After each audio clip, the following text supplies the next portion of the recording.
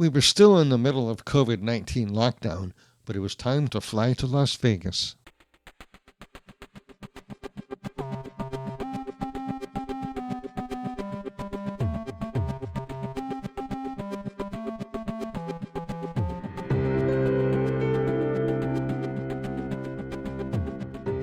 For 10 months, nearly all of my jobs that required travel had been canceled.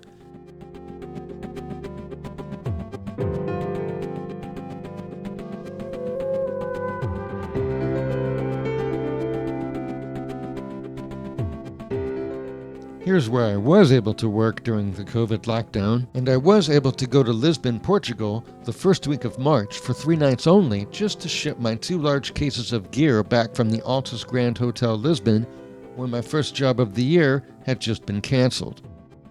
I did get to see some of the hotel's neighborhood in Lisbon, and the polar ice caps on the way home.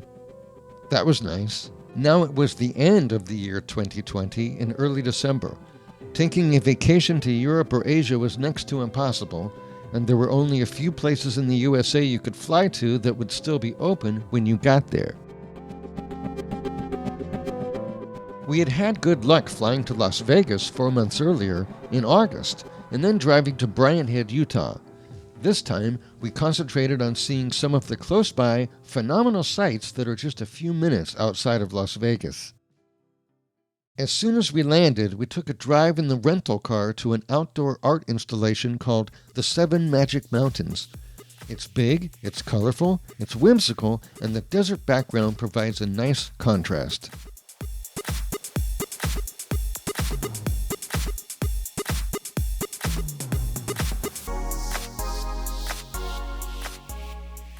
The next morning, we took the 1-hour drive to Hoover Dam on the Nevada-Arizona border. Of course, with COVID-19, the indoor Hoover Dam Museum and tours were closed, but the weather was perfect for just walking around and taking pictures. To get a nicer view of the dam, we took the pedestrian walkway across the arch bridge that's right on Interstate Highway 11.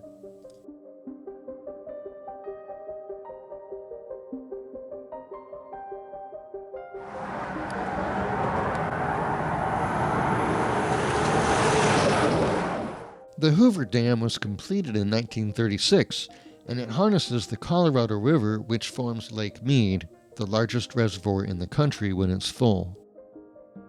Lake Mead is named after Elwood Mead, Ph.D., who died just 4 months after the dam he designed was finished. Over 100 workers also died during the construction from drowning, blasting, falling rocks or slides, falls from the canyon walls, being struck by heavy equipment, and truck accidents.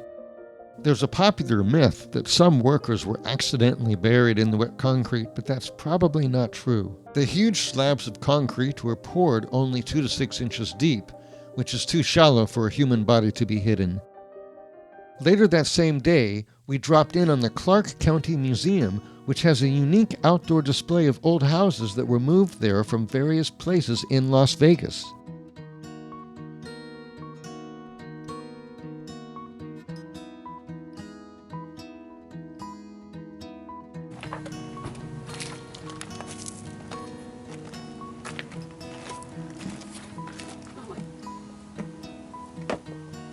Two beds, too.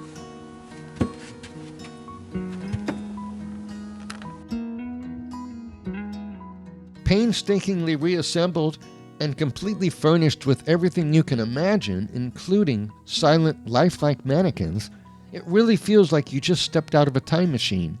Even the price of admission feels out of time. When we were there, it was only $2 a person.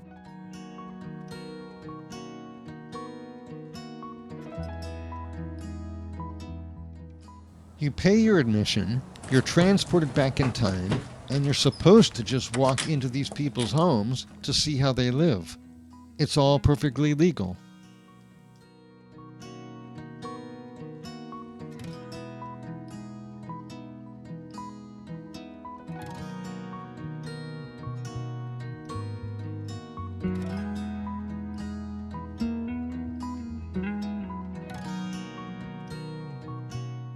It seems like you're just visiting a normal street from 100 years ago instead of a museum.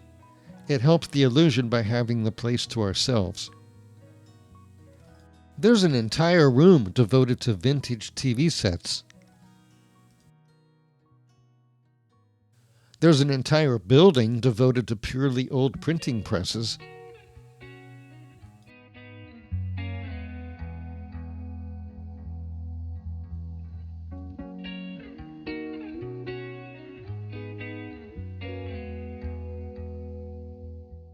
There's a real old-fashioned train station that they brought in from nearby Boulder City, complete with antique luggage and train.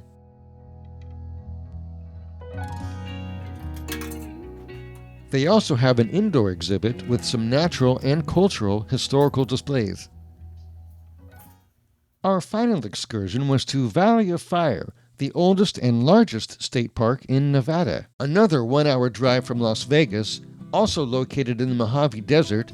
This park is home to 46,000 acres of red Aztec sandstone formed by shifting sand dunes 150 million years ago.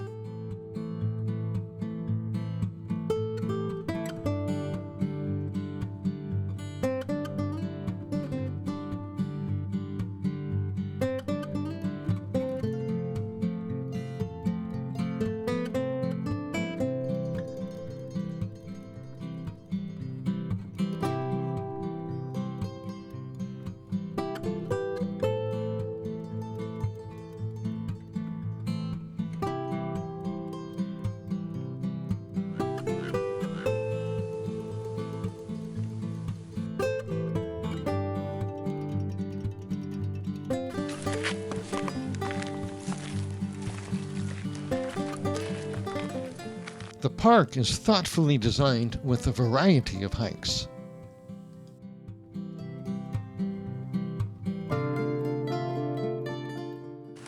You can either devote yourself to one or more epic hikes that last all day, or you can drive a little and take several different short hikes to specific destinations that are well worth the effort.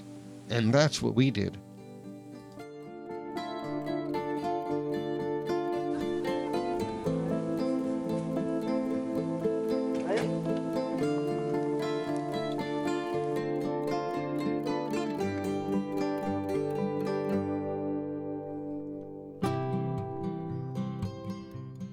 There's a bonus.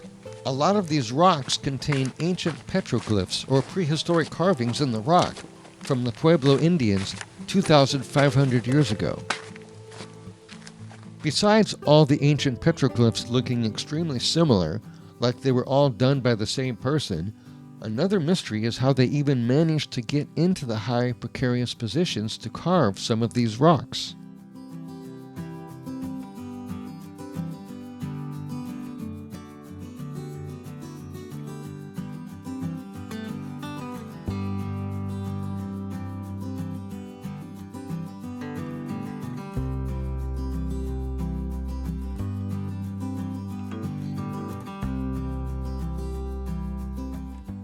We got lucky at Valley of Fire State Park. We saw about as many bighorn sheep as people.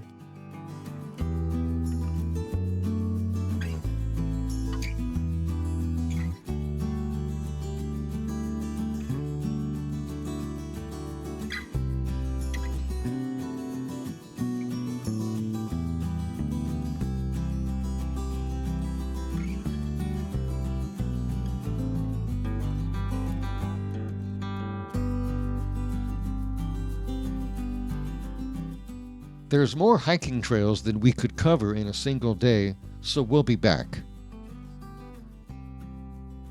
Maybe we'll see you there. Thanks for watching.